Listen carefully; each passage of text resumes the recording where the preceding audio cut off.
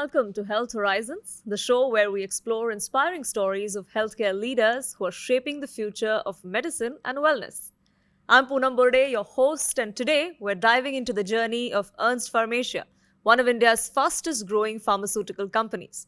From offering a vast range of products to maintaining strict quality standards, Ernst Pharmacia has built a reputation of trust amongst healthcare professionals and patients alike. So over the next 30 minutes, we'll uncover their story, their mission, and their vision for future.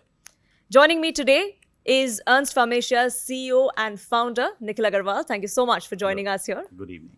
So let's get started. Welcome to the show. And I want to ask you the very first thing of how this all started. Where did it begin? कहाँ से शुरुआत हुई? कितने साल लगे to become one of the fastest, one of the bigger names to be considered with? And आगे क्या for Ernst Pharmacia? What's your vision like? See, our journey started in 2011 and it didn't really started with finished formulations, what we are into now. It actually started with API business, that is active pharmaceutical ingredient. So we started our journey with the imports of API, and gradually we realized that it is the right time. In 2014, we realized that it is the right time to get into finished formulations. So that's where we ventured this industry, and so in a decade, there's a long way that we have come. There's lots more to do. When you say there is a long way to go, what is it that you're hoping for in the future? What is it in the near future maybe? What is it that you're hoping to do?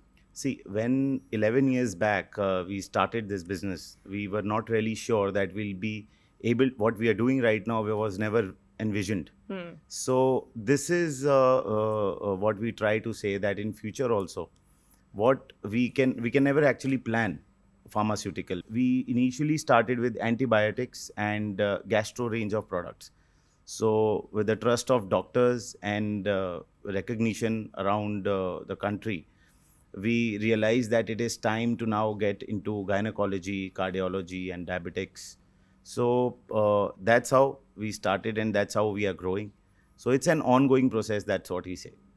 But and you mentioned these different kind of ventures that you have, different kind of sectors that you're venturing in. About 1,800 products, from what I hear, Yes. that you currently have. Yes. So how do you then balance between specializing and broad basing as far as different sectors go, but also ensuring that they're the best in that particular sector? See, each and every segment is important. So earlier, all these general medicines had a very big share. Now these specialized medicines are also, like I said, because of the lifestyle, has become a part of routine medication. So also there are new generation molecules that are coming up. Your body becomes immune to one molecule if it is used for a specific time. And in longer term, newer molecules take new place and older molecules go obsolete. So this is the newer generation development also keeps on happening. Newer molecules also keep on happening. So this is how pharma increases. The portfolio also has increased in this way only. So different segments, and in each segment, there are different generations of molecules that we keep on developing and launching. So that's how the portfolio keeps on increasing, and it will increase more with the passage of time. तो जैसे आप molecules की बात कर रहे थे, तो just to understand layman terms के लिए जिनको फार्मा इंडस्ट्री की लैंग्वेज की जार्गन की इतनी समझ ना हो, जी. तो जैसे हमने कोविड के टाइम पे देखा कि अलग अलग स्ट्रेन्स थी, उन 3 सालों में बहुत सारी ऐसी स्ट्रेन्स थी जो बदले, जैसे हमारी बॉडी उस पर जैसे बॉडी पे इम्पैक्ट हुआ वो बदला.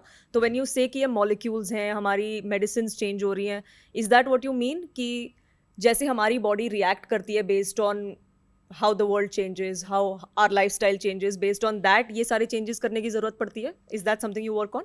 जी, इसको अगर लेमैन लैंग्वेज में बताना है तो इसके 2 पार्ट्स हैं, एक प्रिवेंशन और एक क्योर. इंडिया में हमने हमेशा क्योर पे ध्यान दिया है, प्रिवेंशन पे नहीं. हमारा प्रिवेंशन का जो मार्केट शेयर है वो बहुत कम रहा है हमेशा से. लेकिन कोविड के बाद से जैसे इम्यूनिटी बूस्टर्स हैं या इम्यूनिटी के ऊपर ध्यान देना, हम लोग अब market is now flooded with preventive medications. तो अब ये 2 पार्ट्स में पहले तो डिवाइड होती है मेडिकेशन. तो प्रिवेंशन एक नया सेगमेंट है जो मार्केट में आया है, उसके अंदर इम्प्रूवाइजेशन हो रहा है, और जो लाइफस्टाइल से जुड़ी मेडिसिन्स हैं उसमें प्रिवेंशन और क्योर दोनों आते हैं. क्योर इसलिए क्योंकि अगर हम एक मेडिसिन को पिछले 10 सालों से खा रहे हैं या एक मॉलिक्यूल है जो हमारी जनरेशन में यूज़ हो रहा है, तो वो मॉलिक्यूल को हमारी बॉडी इम्यून हो जाती है और उसके बाद हमें एक न्यूअर जनरेशन मॉलिक्यूल की ज़रूरत पड़ती है। तो फिर ऐसे ही आगे मूव ऑन होता रहता है और बहुत बार अलग अलग स्टेट्स में भी हमारा एक पीएच बैलेंस होता है बॉडी का।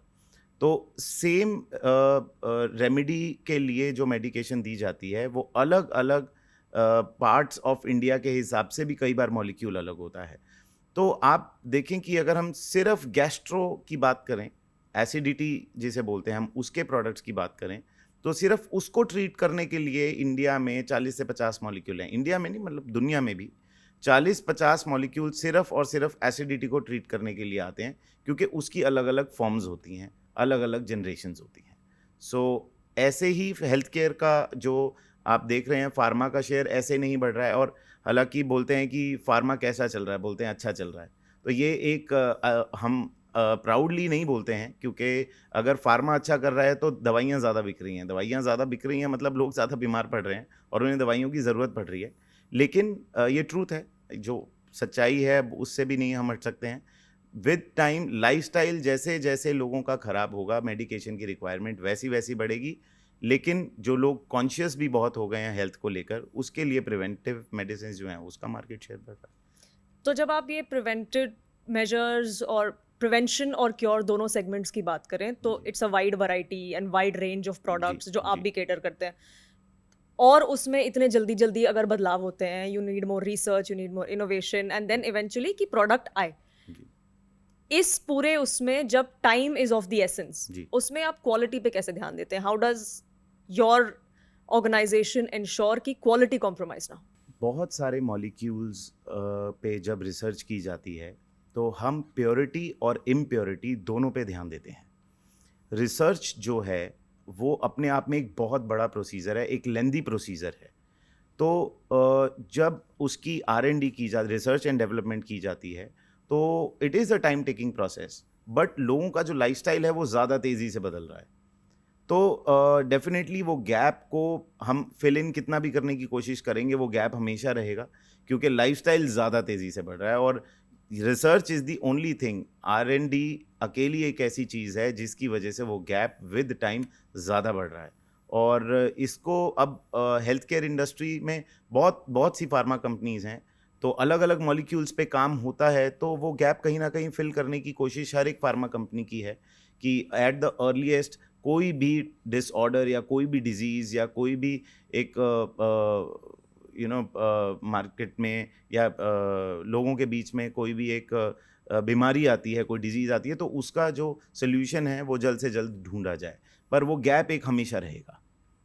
बट क्वालिटी की अगर बात करें तो देयर आर सर्टेन प्रोटोकॉल्स जो होते हैं, जो WHO के होते हैं या जो हमारे गुड मैन्युफैक्चरिंग प्रैक्टिसेस होते हैं, जो GMP होता है, उसके तहत टू इंश्योर कि आपकी क्वालिटी बनी रहे, एट द सेम टाइम आप ये गैप छोटा कर सके जितना आप कर सको, ये कैसे कर पाएंगे और how do you tackle that? Indian government बहुत ज़्यादा स्ट्रिक्टली काम कर रही है प्योरिटी और क्वालिटी पे मेडिसिन्स की। पिछले 3 से 4 सालों के अंदर दवाइयों को बनाने के लिए जो मेजर्स हैं, जो प्रोसीजर्स हैं, वो इतने कड़े और स्ट्रिक्ट कर दिए गए हैं कि कोई भी रूल आज ले डाउन होगा तो नेचुरली उसकी लाइन में आने के लिए एक फार्मा कंपनी को 1 से 2 साल लगते हैं। और जब तक आप एक सिस्टम को यूज टू होते हो तो एक नया सिस्टम आ जाता है। तो हमें इनको भी कंप्लाई करना है, रिसर्च एंड डेवलपमेंट में कोई कमी भी नहीं छोड़नी है, क्योंकि हर एक प्रोडक्ट जब बनाया जाता है हमें इसका भी ध्यान रखना होता है कि इसके अगर इफ़ेक्ट्स ये हैं तो साइड इफ़ेक्ट्स क्या हैं। तो अब सर्टिफिकेशन की अगर हम बात करते हैं तो गवर्नमेंट ने लाइक आई सेड कि जो मेजर्स लिए हैं उसमें रिवाइज शेड्यूल M एक आ गया है। पहले WHO था, तो प्लांट्स कुछ नॉन WHO भी थे जो रन कर रहे थे, बट इन लास्ट 1 ईयर इतना उन्होंने प्लांट्स की एक्रीडेशंस की अगर हम बात करें तो रिवाइज शेड्यूल M अप्लाई कर दिया है, which is stricter than WHO। तो और ये काइंड ऑफ मैंडेटरी है अब हर एक प्लांट के लिए। तो ये मेजर्स हैं जो लिए हैं। तो हेल्थ केयर विद टाइम बहुत इम्प्रूव हुआ है और आगे भी होगा, क्योंकि अब नए शेड्यूल्स और नए रूल्स एंड रेगुलेशंस हमारे पास आ रहे हैं कि अब आप इनको फॉलो करें. बट अफोर्डेबल की जब बात करते हैं, ये जनरल मेंटालिटी होती है कि जो चीज़ शायद सस्ती हो वो शायद उतनी ज़्यादा टिकाऊ या इफेक्टिव या क्वालिटी वाइज अच्छी ना हो. तो टू मेंटेन दैट बैलेंस आपको लगता है वो भी एक चैलेंज है? बहुत बार हमने इस चीज़ पे डिस्कशंस करी हैं. पास्ट 6-7 ईयर्स में तो कॉस्ट को लेकर बहुत ज़्यादा एक सब्जेक्ट बना है कि मेडिसिन की एक बनने की कॉस्ट ये है, लेकिन ये पेशेंट तक कितने में जाती हैं. आप देखें कि मेडिसिन में सबसे पहले एक इन्वेंशन होती है, उसके बाद उसकी रिसर्च होती है. फाइनली जब प्रोडक्ट्स की रिसर्च के बाद इतना पैसा खर्चने के बाद अगर वो कमर्शियल करने के लिए रेडी है, उसके बाद उसकी अवेयरनेस आती है. डॉक्टर्स को जब पता चलता है कि हाँ इस तरीके का कोई नया मॉलिक्यूल आया है, तो उसकी जो अवेयरनेस है उसकी कॉस्ट फार्मा कंपनी कहाँ से रिकवर करती है? वो नेचुरली मार्केट से ही रिकवर होगी. तो after 4-5 years when you realize that you have recovered the cost, that is where when affordability comes. और तभी हमें अफोर्डेबिलिटी के बारे में बात करनी चाहिए. So as far as Ernst Pharmacia goes, research and technology की, रिसर्च एंड डेवलपमेंट की हमने बात की, इनोवेशन, टेक इनोवेशन की भी मैं बात करना चाहूँगी. वो आप कैसे देखते हैं as far as your organisation goes? कैसे आप इम्प्लीमेंट इधर कर चुके हैं या करना चाहेंगे, something that's in the pipeline that if you want to talk about? ये एक मार्केटिंग मॉडल है जो ग्रेजुअली स्विच हो रहा है. पहले 1-on-1 मार्केटिंग होती थी, जिसे हम टेली मार्केटिंग और मार्केटिंग बाय विजिटिंग डॉक्टर्स और बहुत सी इस देखिए वो आज भी एक एसेंस है फार्मास्यूटिकल का, वो कभी ख़त्म नहीं होगा. लेकिन और बिजनेसेस की तरह फार्मा में भी जो टेक्नोलॉजी है या डिजिटल प्लेटफॉर्म है, ये डेफिनेटली टेक ओवर कर रहा है. जो मॉलिक्यूल्स हैं, विद टाइम इतने सारे नए मॉलिक्यूल्स और इतने चेंजेस जो मेडिसिन्स में आते हैं. बहुत बार प्रोडक्ट्स की MRPs होती हैं जो DPCO में प्राइस कंट्रोल में आ जाती हैं. तो ये सारी इन्फॉर्मेशन आप देखें कि पूरे साल में अगर हम वर्किंग डेज कैलकुलेट करें, तो अगर हम संडेज़ निकाल दें और पब्लिक हॉलीडेज़ निकाल दें तो 350 दिन होते हैं जो वर्किंग डेज़ होते हैं. बट इसका ये मतलब नहीं है कि आप रोज़ भी एक इन्फॉर्मेशन शेयर करते हैं तो 350 दिन में आप 350 इन्फॉर्मेशन ही शेयर कर सकते हैं. तो अगर आप डिजिटल मीडिया की हेल्प नहीं लेते हैं तो आप अपनी इन्फॉर्मेशन लोगों तक नहीं पहुंचा सकते. आप पर्सनली इस इन्फॉर्मेशन को डॉक्टर्स तक पहुंचाना या आपके पार्टनर्स तक पहुंचाना पॉसिबल नहीं है. तो डिजिटल मीडिया जैसे इतना तेज़ी से इवॉल्व हो रहा है वर्ल्ड और सारी चीज़ें, सारी इंडस्ट्रीज़, तो डिजिटल मीडिया तो उसके लिए मतलब उस पर डिपेंडेंसी है ही. और आगे आते हुए टाइम के अब पिछले 3 साल पहले हमारी जो डिपेंडेबिलिटी थी टेक्नोलॉजी पे वो कंपैरेटिवली कम थी. अब ईयर बाय ईयर वो बढ़ती जा रही है और आई थिंक इसमें कुछ हार्म भी नहीं है.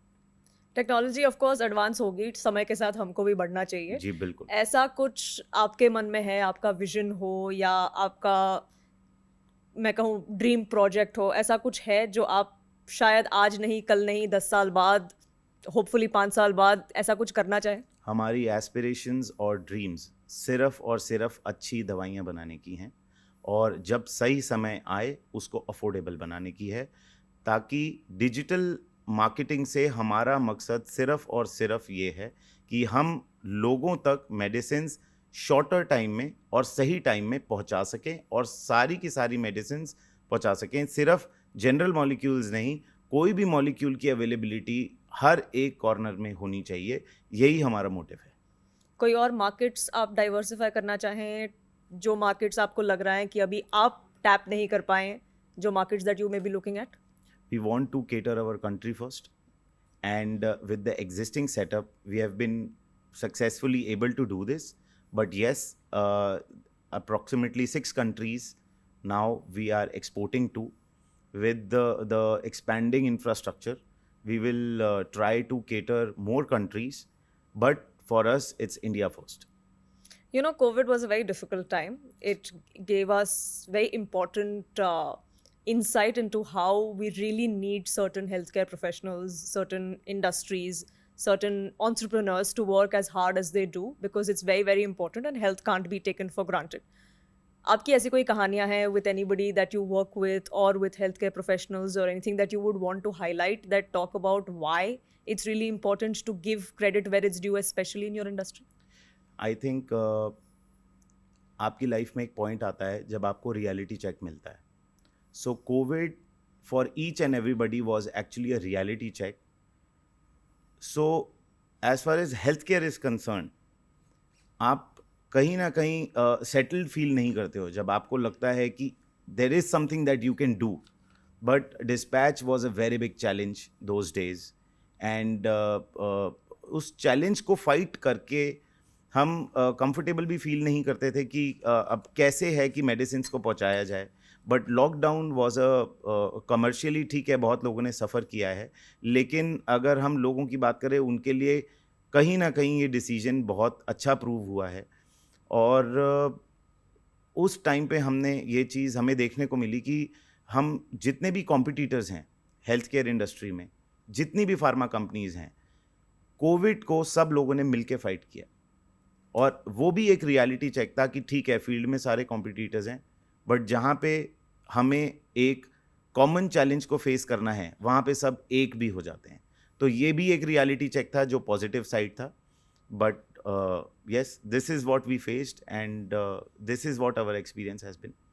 Is this a general experience that you had, or is this something that you had necessarily at Ernst Pharmacia, और या Ernst के वहाँ आपके कोई ऐसे कोई जानकार थे जिनकी बात आप शायद शेयर करना चाहें या जिनकी कहानी आप शेयर करना चाहें? Anything you would want to tell us about?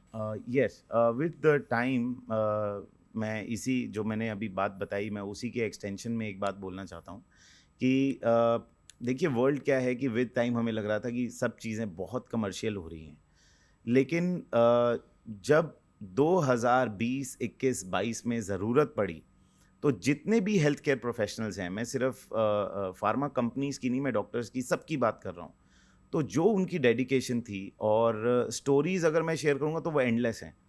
I think किसी एक जन की स्टोरी शेयर करना थोड़ा सा अनफेयर होगा.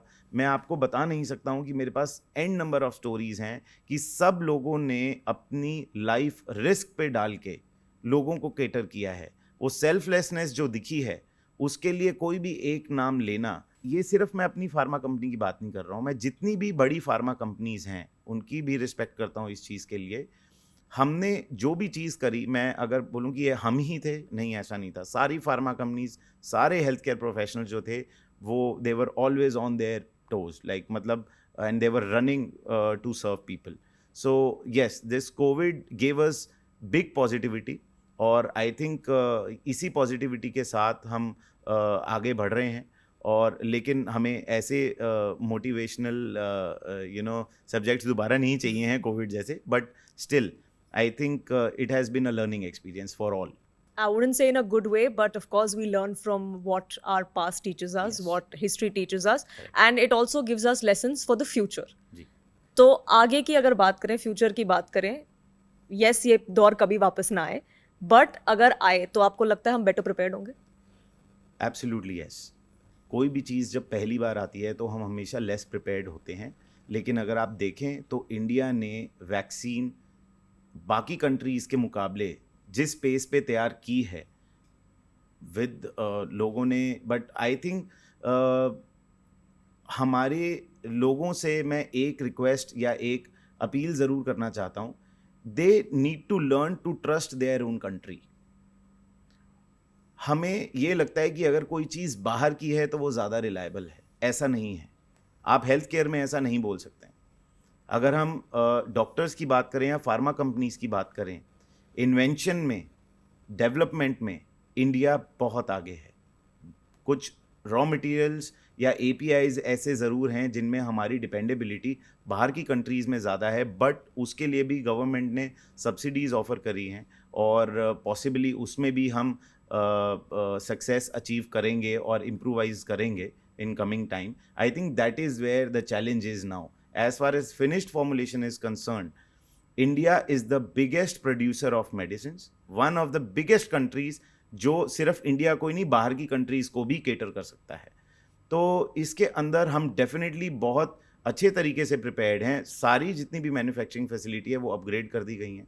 तो हम बहुत बेहतर तरीके से प्रिपेयर्ड हैं, और कोविड में लोग प्रिपेयर्ड नहीं थे, तब भी उन्होंने बहुत छोटे स्पैन के अंदर वैक्सीन को डेवलप किया और हेल्थ केयर को केटर किया है। तो जाहिर सी बात है, अब जब आगे कोई ऐसा चैलेंज आएगा तो हम मच बेटर तरीके से प्रिपेयर्ड है। अर्न्स्ट फार्मेसिया की बात करें तो आप अगले 5 साल में कहाँ देखते हैं अपने आप को, अपने कंपनी को, अपने साथ के कॉलीग्स को?